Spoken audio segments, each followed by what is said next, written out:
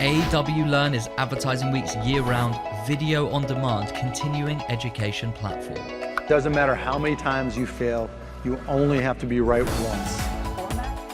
Our collections of chapter-based videos organized into smart tracks and highly refined courses provide discovery paths to the industry's brightest minds from across the globe.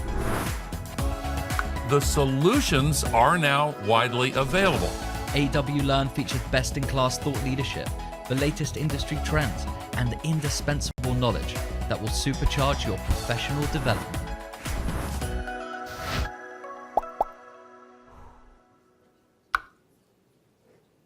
Hi everyone, my name is Allie Woodward and I'm the Commercial Director for the Americas at Advertising Week. There will be a quiz on AW Learn after this session because we showed it to you twice. Thanks so much for joining us for day 2. We're thrilled to have another full day of content for you. Before I bring up our panel, I just want to thank our partners at Epsilon and Conversant for bringing us this wonderful content. Really excited for you all to hear. One quick announcement about Slido. I know you've probably heard this by this point, but you can log in through the app or through our app in order to ask questions throughout the session. Those will be taken on by our panelists at the end. So without further ado, I want to introduce our moderator, Lauren from eMarketer.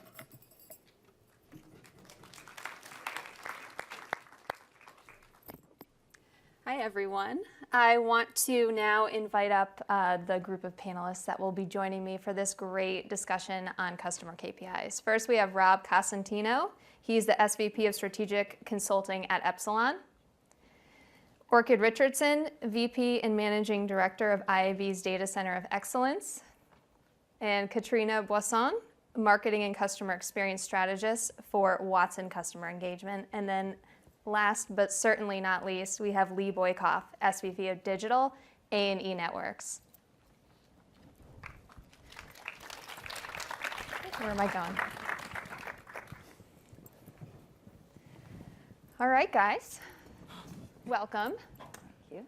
You can see all of you, which is good. So we're here today to talk about customer KPIs and why we're shifting toward customer KPIs and toward them away from channel-specific KPIs. It's a really timely discussion. I think what we've seen at eMarketer, especially over the last 12 to 24 months, is this massive reprioritization and shift in focus from companies looking at channel-specific initiatives to a more holistic and customer-centric one. I think that's been a big theme that's been permeating the industry. And certainly that has implications for how we restructure the marketing organization and the organization as a whole. So I'm excited to dig into that with all of you and talk about that. Before we do that though, let's just quite simply define customer KPI. You know, what are we talking about when we're talking about customer KPIs? What are those? What are some examples? I'm getting started. Go ahead. No, go ahead. I mean, we broadly break them down into sort of 2 buckets, right? So it's either value-related or engagement-related. But I think most importantly, a customer KPI has got to be directly tied to some sort of corporate or business objective. If you can't tie it to a corporate or business objective coming out of the C-suite, then it's probably not a customer KPI. It might be more of a metric, but probably not a KPI. Okay. Yeah, I'd echo ditto to that. I'd also just think that oftentimes we talk about customer KPIs in the context of ROI, which is probably true, but we need to define what ROI really is. Sometimes it's about money, sometimes it's about the customer coming back and the engagement. And so I think that's really key when you're actually having the conversations with the C-suite to define what we're saying that KPI is.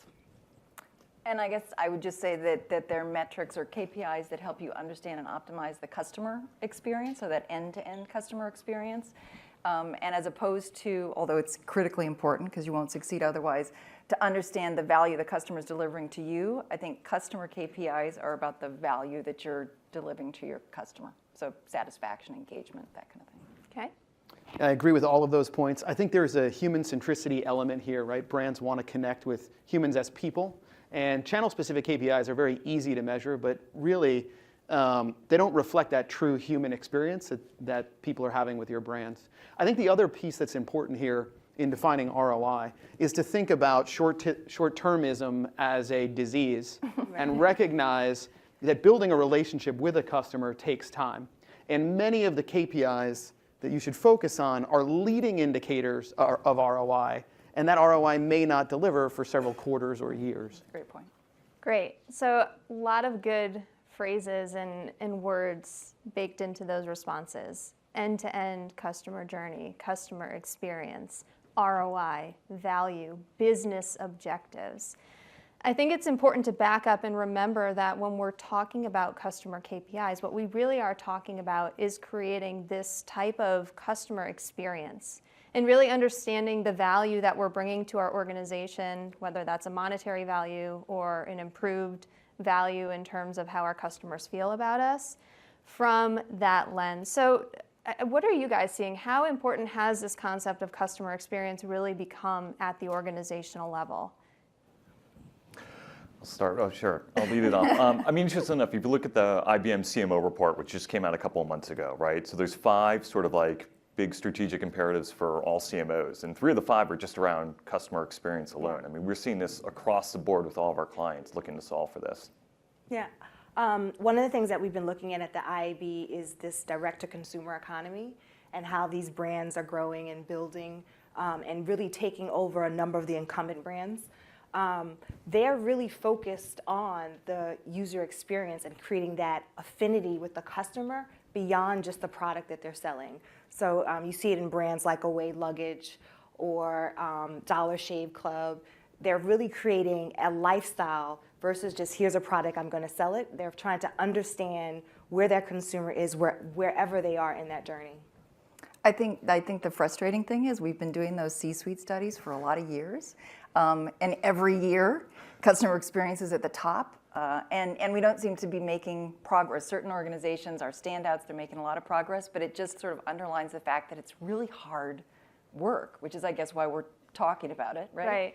It's not easy to create that end-to-end customer experience, and the more channels you layer on and the more data you layer on, the more complicated it gets.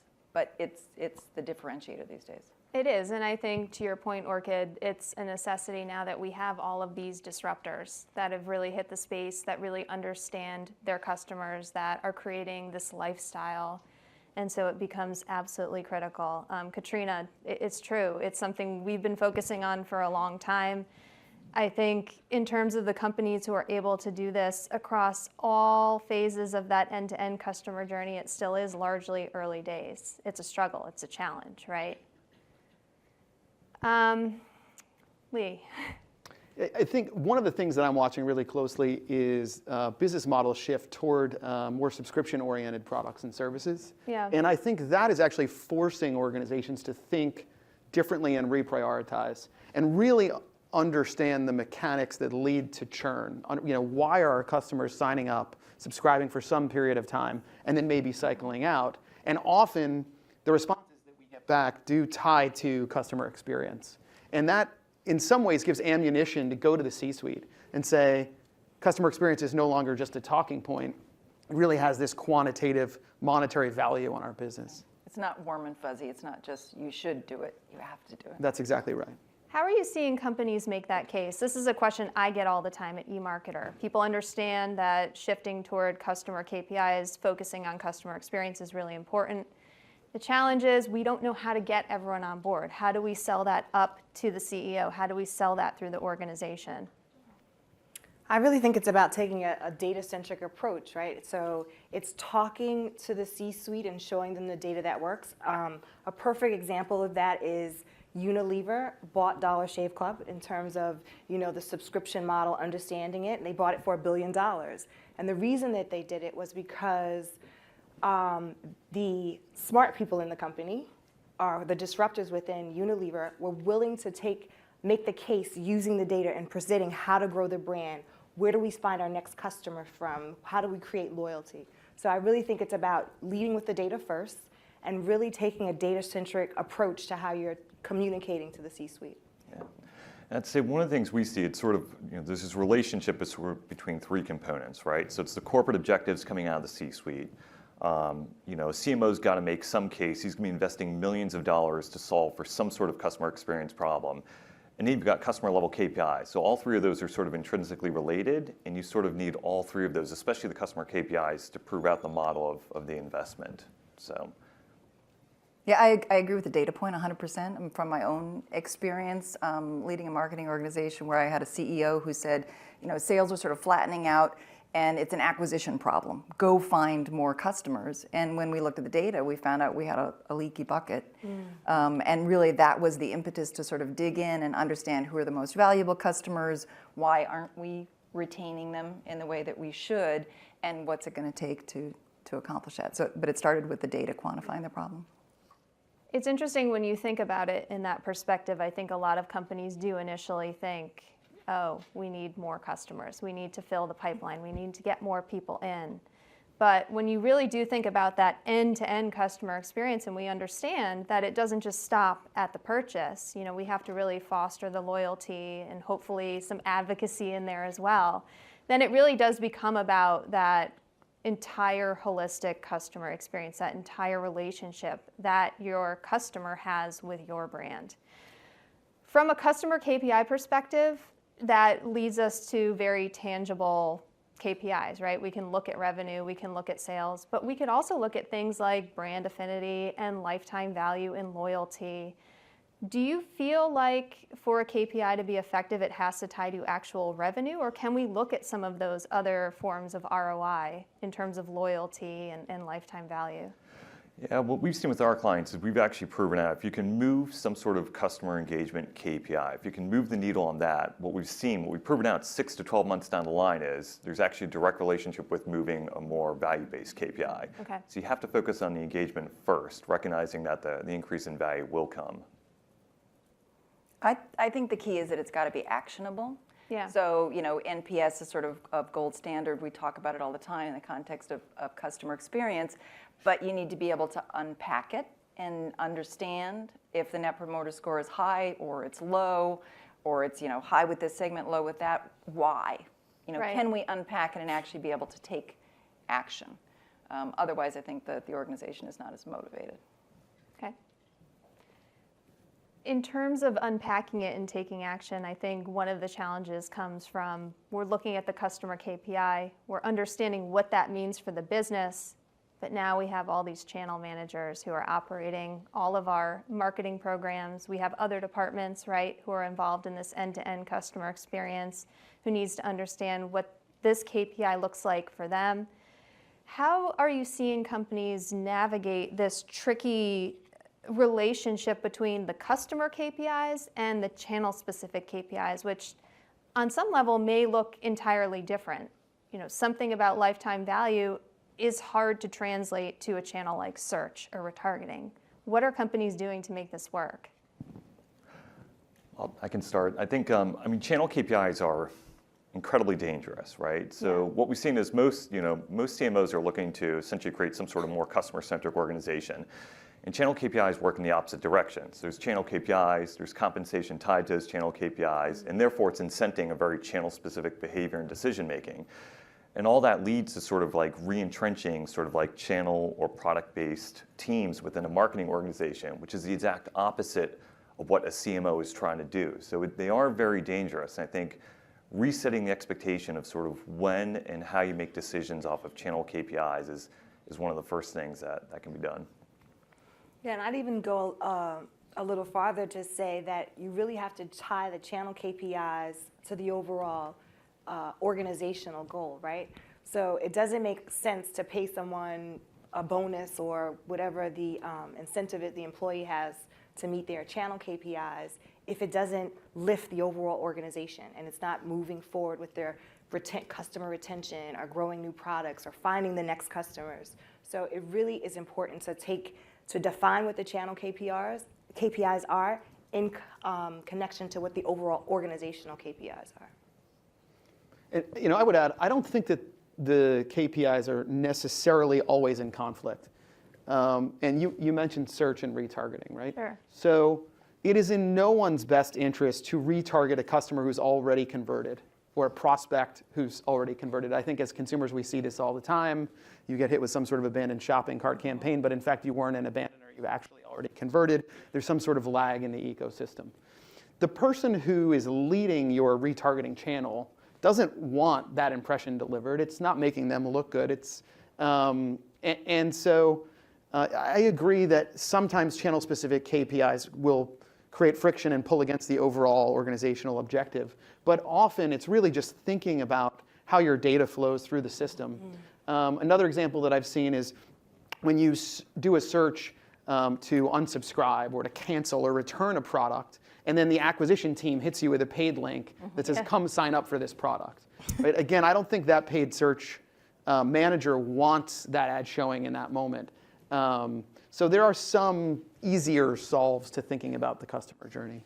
And I think it comes down to the difference between multi-channel philosophy and omnichannel. So multi-channel, you've got all of these different silos and they're running fast towards their objectives.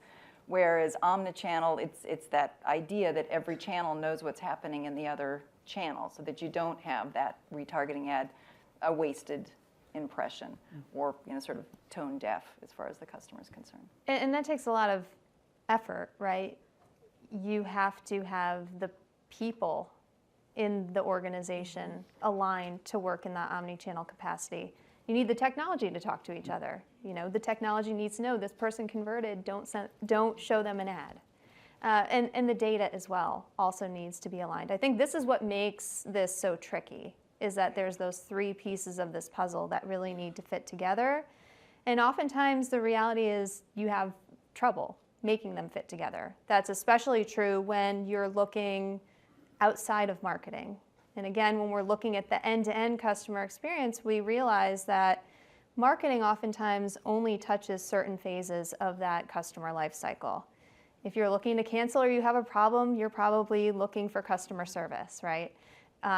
Depending on the structure of your organization, a sales exec or an account manager may play a role in delivering on part of that customer experience. So it definitely becomes a challenge for the marketing department and the organization at large. How are you seeing companies manage some of these life cycle gaps, especially looking across departments? How are they getting these departments to work together?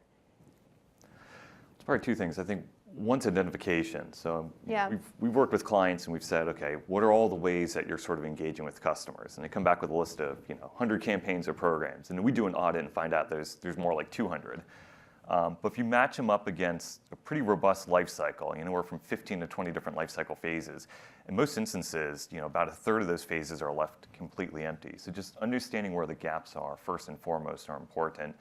And then in terms of bringing them together with other marketing teams or other parts of the organization, it's pure play organizational strategy. And I think a lot of CMOs are, they're becoming very good at tech, they're becoming very good at data. The notion of org strategy and process is still something that's not fully in their comfort zone, but it's oftentimes one of the critical points of failure that you got to solve for. So I think it's really about transforming the organization so that it becomes data-centric. And sometimes that requires new people, new processes, new systems. And companies have to be willing to make the investment in that. Oftentimes there is a fear of making the investment because it may not work, or different reasons why people don't want to make that change. But it really comes down to identifying the gaps in personnel and hiring people who can help make that organization more data-centric. And I guess in my work with clients, I do a lot of workshops that are design thinking focused and end up with journey mapping exercises.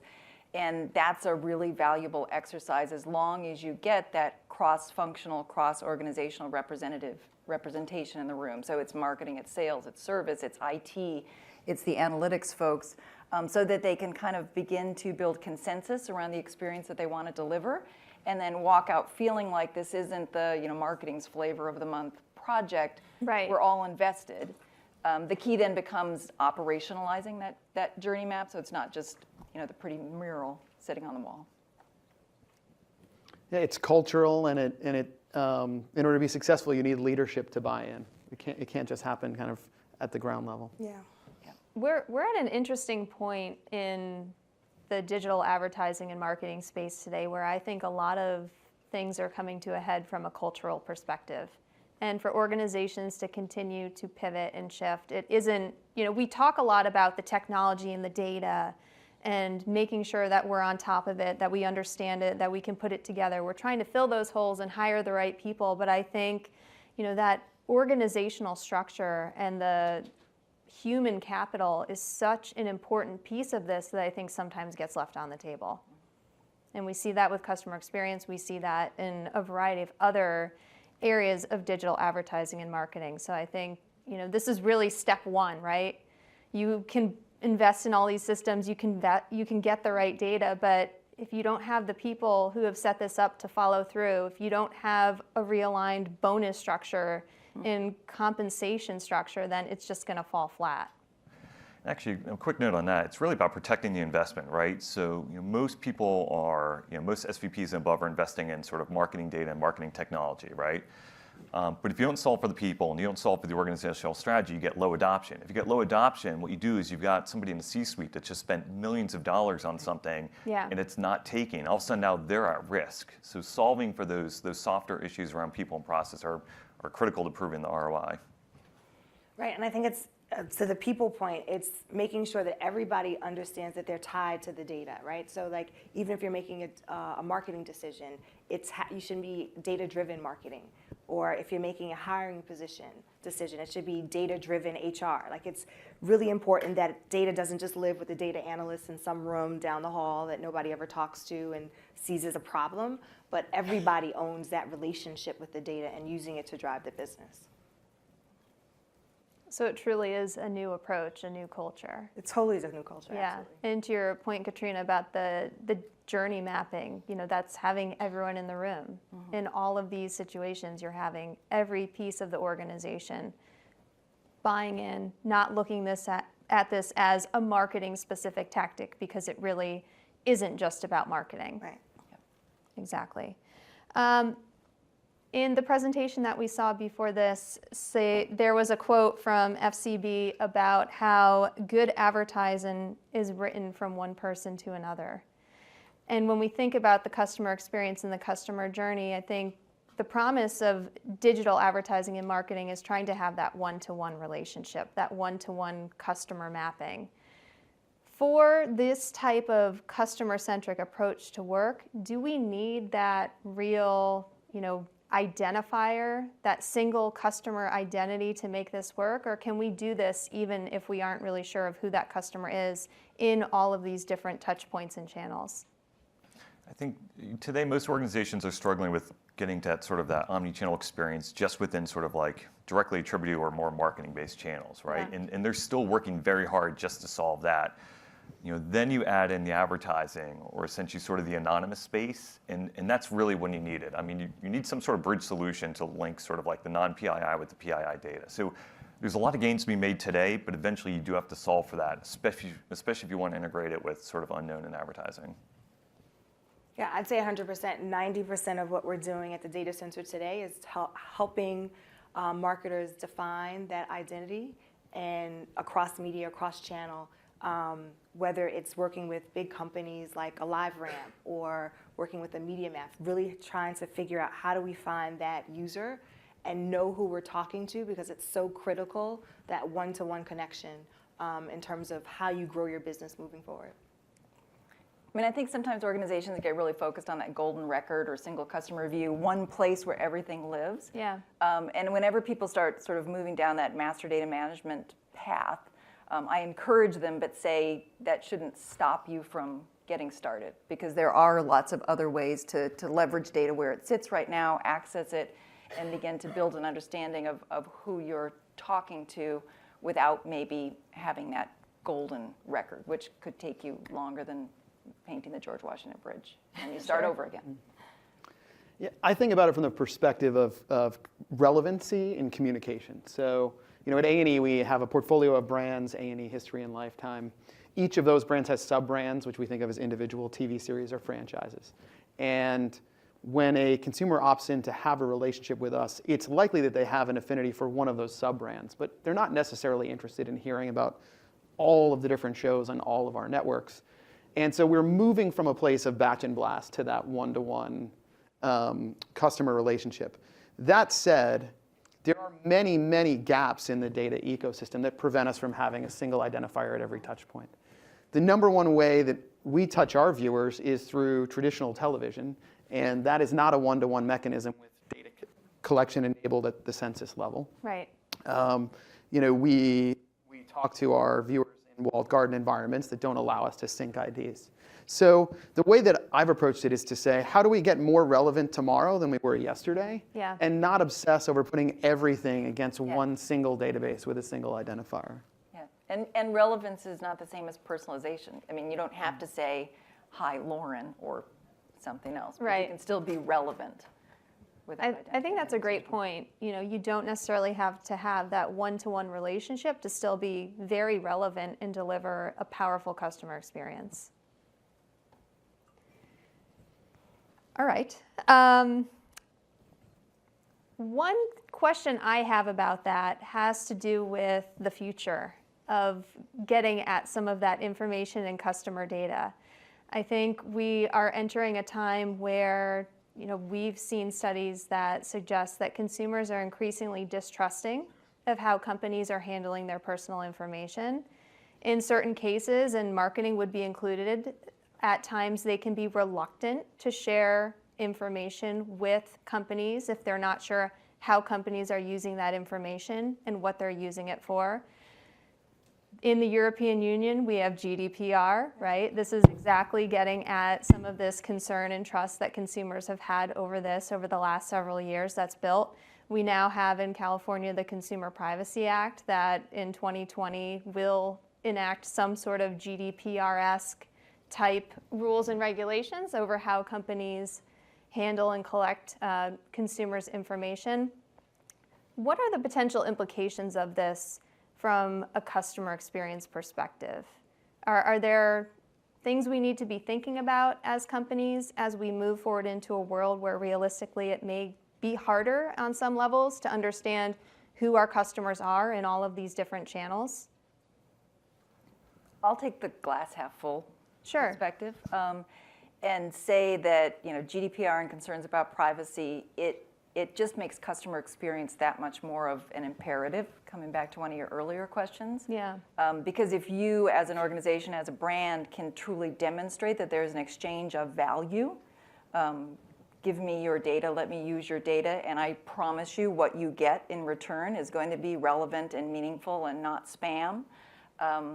It's kind of an opportunity to build that trust from the ground up. So I'll be the optimist. Okay.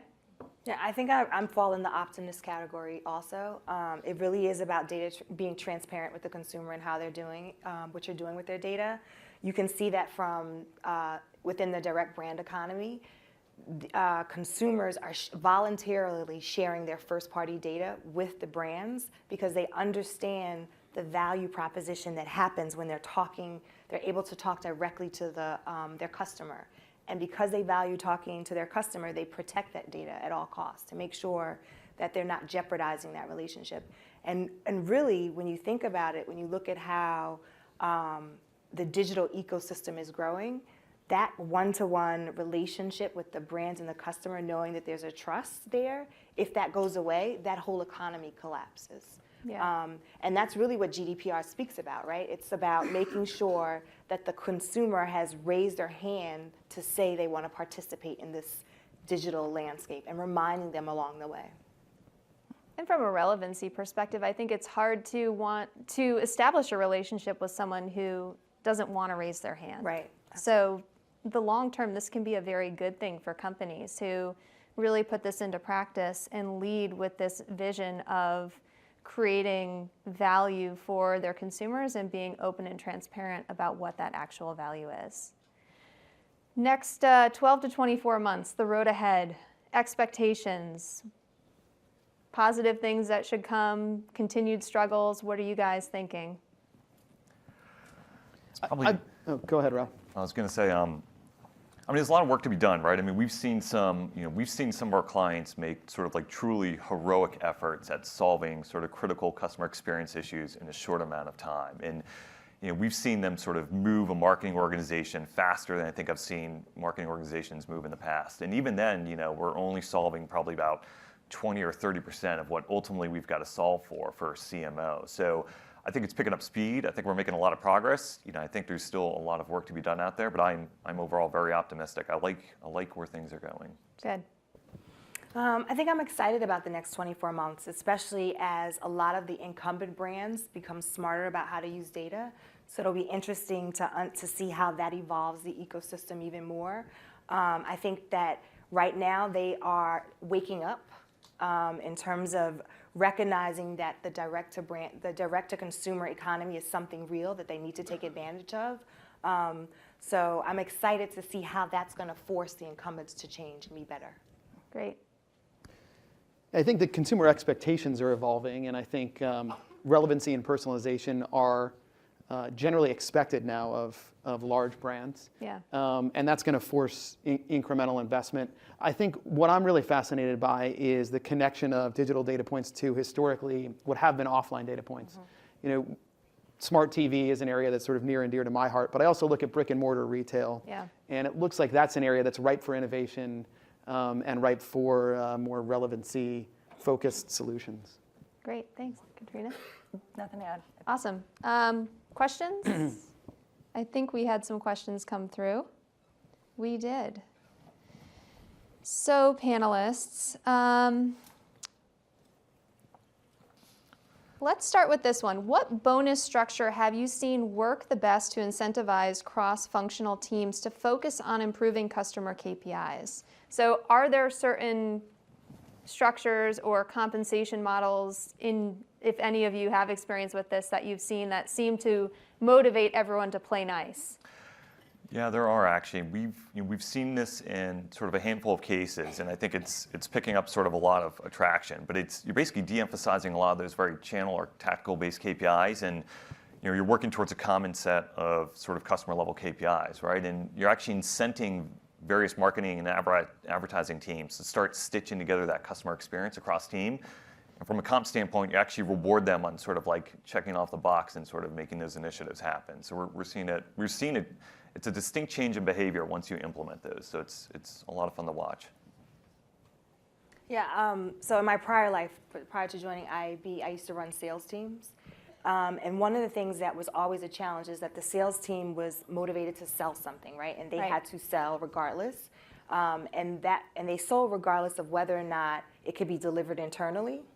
And so what we did is we changed the structure so that the salesperson got paid off of whether or not the sales support team could actually execute what they sold. And so they both became tied to whatever went out the door was something that was good, because you wanted to sell as much as you could of whatever that was, and that it was deliverable. And so once we made both of them tied together, it helped raise the whole sales organization as a whole. Yeah. Well, and I also think you mentioned the subscription economy, and it's sort of pervasive across a lot of different industries. And that does shift the attention away from just acquisition to retention, and for people to be rewarded not just on bringing in that customer, but the organization's ability to keep them. Right. Great. This one gets a little bit at our discussion of personalization versus relevance. How should companies have one-to-one relationships with customers in a way that's scalable? Maybe I'm biased, but I'll say technology helps a lot. Yeah. Automation. I mean, and we're on the Watson stage, so I can make a pitch for AI. I definitely think it's automation, AI, machine learning, whatever we call it today. And that's what you see in the direct brand economy. That's how they're winning. Yeah. They're really relying on the technology to drive the conversations on that one-to-one relationship with the consumer. And I think as well, we established that there are some cases where you can't always have that one-to-one relationship, but you can still be relevant. Relevance, yes. Great. Anyone have expertise in B2B and want to talk about the top 3 customer KPIs which must be tracked? Yeah, I think what we've seen with our B2B clients, and it goes a little bit to what Orchid was saying earlier in terms of, if you can tie together KPIs, which essentially ties together sort of like an inside sales organization with a field sales organization with a marketing staff. And I think that's what we've seen. We've seen too many situations in B2B. It's natural for sales to be thinking one thing and marketing to think another. So if you can sort of set out that common set of KPIs and then change the comp or incentive plan to match that, to ensure that we're working together. And I think the other thing, particularly with B2B, is sort of mobilely enabling the sales force. It's the biggest challenge is essentially getting sort of all the insights and all the data, which traditionally reside with the marketing department, and sort of getting it mobilely enabled in the hand of the sales force. And I think that's one of the biggest KPIs you can measure against from an initiative standpoint. So. Great. I like this one. Regarding the complexity of the omnichannel environment, what skills do you believe are core for your team members for building successful strategies? So getting back to that people part of this equation, what do those people need to have to make it work? I almost wonder whether there's going to become, and maybe in some organizations that exists, a role of sort of the experienced designer, that person who is sort of stepping back, and I don't know if orchestrating is the right word, but conceptualizing what that end-to-end journey across the different channels might look like, and then bringing the players together to actually figure out how to implement, execute. I think team members need the ability to empathize with the customer. Yeah, you can't put yourself in the customer's shoes and walk through that journey and really understand their mindset. It's going to be really difficult to understand holistically how each of these consumer touch points impact the broader relationship that your brand has with that customer. And I think to Katrina's point, it's interesting. What we're seeing is we are seeing a lot of people sort of emerge as sort of like journey managers, and they're owning some sort of customer. And I think the first instinct is to put a big piece of technology in front of them and sort of let them loose, which is good. That solves about 80% of it. But I think from like an actual skill standpoint, I think sort of grooming people to be just like truly sort of agnostic, but data-centric marketers. That's who you need in that role, and it's tough. Most marketers today have grown up in some sort of channel environment, and so their bias is always that way. So we found a lot of sort of like skills training, sort of on site, is one of the ways to sort of help people to think about things in a more customer-centric way. Well, and we've been talking all about channels, but you mentioned product, which I think is another huge silo in most organizations, whether it's A&E or whether it's a bank, where the mortgage people have their KPIs and the credit card people have theirs. So again, being able to put yourself in the customer's shoes and understand that they have needs for those different products at different points in their time, in their lives. And generally speaking, you need a great product that is differentiated from other products in the marketplace before you can even begin to think about all of these sub-elements of user experience and customer journey. It really is table stakes. I agree. Leaking buckets. How do we know if our bucket is leaking? So if there's holes in that life cycle, how can we even identify that? A lot of really good analytics. And analytics that aren't just reporting style analytics. I mean, analytics that are truly sort of diagnostic analytics to understand, where's the revenue coming in, where's it coming out, where are you losing your best customers, where are you gaining your best customers? And I think most organizations today, from an analytics standpoint, it's probably 80-20. They do skew more towards reporting standpoint. You just don't have enough of that good diagnostic analytics. So that's something we see work very well. I think asking customers why they're unhappy, it doesn't require a team of data scientists, and it can yield incredible insight as to why you may have a retention challenge. I think the journey mapping exercise is an important one too, to really see it out there, all of the ways that people are engaging with your company and really moving throughout that life cycle can often be telling of where there are holes, or understanding where you might need to double down on certain efforts or add new touch points and channels that you hadn't before. Anyone want to talk about attribution, building attribution models based on NPS? I feel like we need a whole session for that. Attribution's always a really tough one. I think from a measurement perspective, again, this is about building something that's holistic and crosses the organization, right? We're not just pulling in marketing data. We're not just pulling in marketing channels.